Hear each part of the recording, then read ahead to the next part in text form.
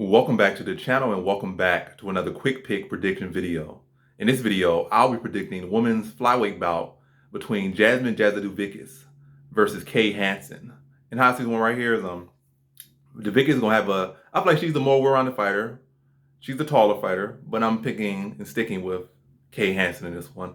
I feel like Javicius, as you know, in her last fight she showed a well-rounded skill set. In fights prior, she showed a good well-rounded skill set, and it was she's like 5'7" versus like 5'2", so huge height on advantage. I don't think the reach is all that crazy. I think like a 2-inch reach advantage, but huge height advantage, like 5-inch height advantage, 2-inch reach advantage.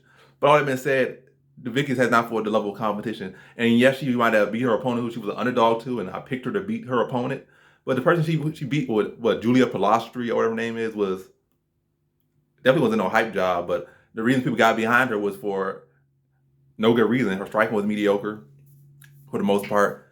She had, I think, a grappling advantage to an extent, but she was a fighter that didn't use it.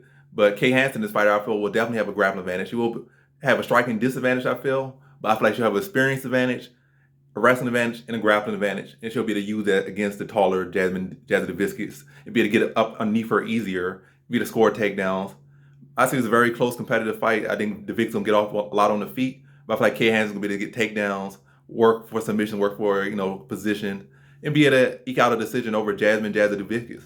And also, I feel like she got robbed in her last fight a little bit, but that is what it is. I feel like both her and her last opponent look so much similar that they kind of like I don't know, whatever. Like they just kind of flipped a coin. They didn't know who was who, but I feel like you clearly knew who was who. I think Hansen should have got her hands raised, but that's another story for another day. But either way, I feel like Hansen can win this fight and edge it with her grappling in a very close match. I feel like she should be able to get some takedowns, should be able to work for some submissions, and should be able to control that top position. So in this fight, I got Hansen via decision.